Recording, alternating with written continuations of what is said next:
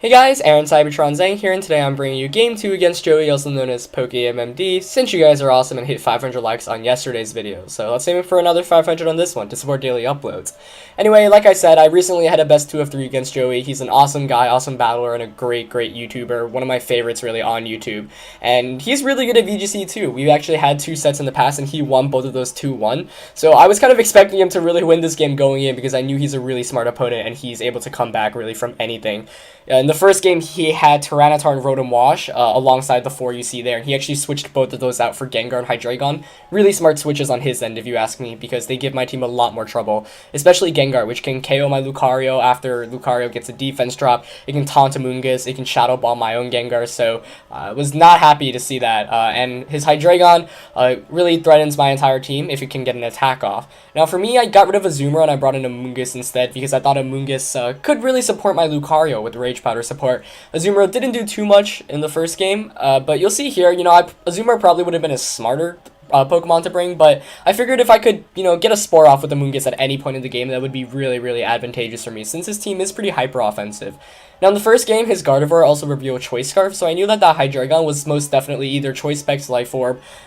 Really, those are the 2 items you see nowadays, occasionally Hobbenberry too, but that meant that my Lucario would be able to outspeed it, so that was important knowledge going into the game. So without further ado, let's get started. Like I said, I know conserving Amoonguss is pretty important in this battle, but Amoonguss is a Pokemon that he can either one-hit KO or just kind of ignore, so I knew I could play that to my advantage. So I'm going to go Lucario and Amoonguss, which is a pretty safe lead matchup for me since Amoonguss can redirect most attacks away from him. He's going to go with Hydreigon and Pinsir. Like I said in the beginning, I know Hydreigon can't be Choice Scarfed, and I'm assuming it's Choice Spec, so I go for the Mega Evolution right away and just go for the close combat just to get as much damage off as possible as his Pinsir Mega evolves too. Now I know his Pinsir can target either my Lucario or my Amoonguss. If he targets Lucario, sure I lose Lucario, but then I'll be able to Spore him. If he targets Pinsir, then my Lucario will stay alive, so I'm perfectly fine with either option.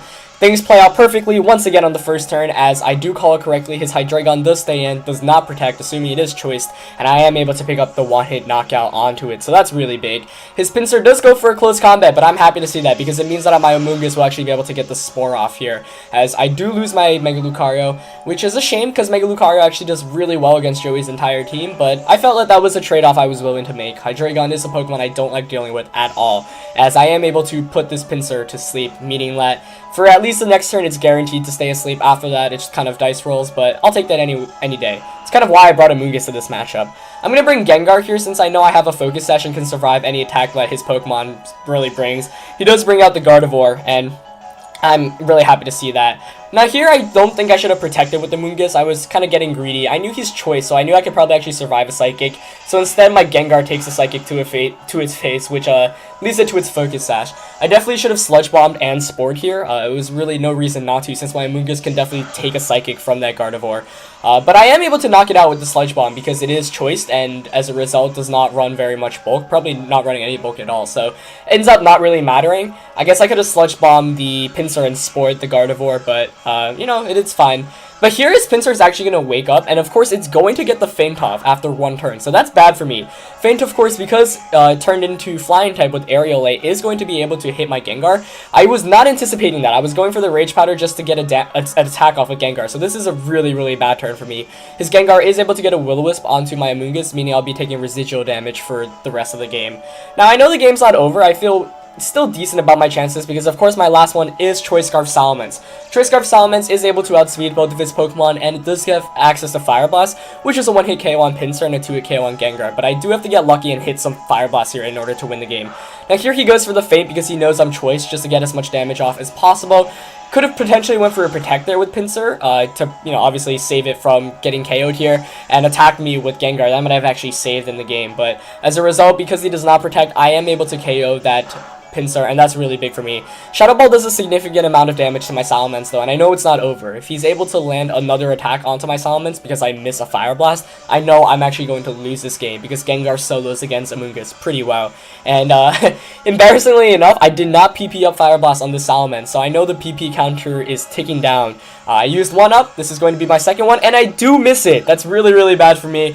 It's exactly what Joey needs to get back into this game. Now he just needs couple more misses, but of course I can still Rage Powder at this point to redirect any attacks away. However, if I do end up not landing the next couple Fire Blasts, I know I'm actually going to lose because I'm going to struggle with the Salamence. So, getting nervous now. Salamence is able to connect on this Fire Blast though, which is good for me. You see there, it does over 50% to Gengar, but Gengar does wake up as well, which is really, really scary. Getting a Shadow Ball off onto this Amoonguss does a hefty amount actually, enough to KO me, of course, because I am running a bold Amoonguss and one that heavily invests in defense. He's going to go for a Protect here just to stall out my Fire Blast PP. If you aren't counting down already, I believe that is 3. This is going to be my 4th one. So it's actually all going to come down to whether I hit my final and last Fire Blast. And it's really intense. He does go for the Protect, but he fails. Do I land the Fire Blast? I do. And Salamence is able to take out Gengar here with its final and last Fire Blast. Always PP up your 5 PP moves, guys. I forgot to for this Salamence because I've had it for forever. And as a result, I nearly lost. If he got that double Protect or if I missed it, it would have been game over and we would have gone to a game 3. But fortunately enough, able to land that Fire Blast. Let me know if you enjoyed that battle. Definitely check out Joey. This game was so intense and my heart was literally pounding down until the very last second and very last move. But it's really exciting. Well played by Joey like always. Check his channel out. Like, comment, subscribe, of course, if you haven't already. And I'll see you next time. Peace.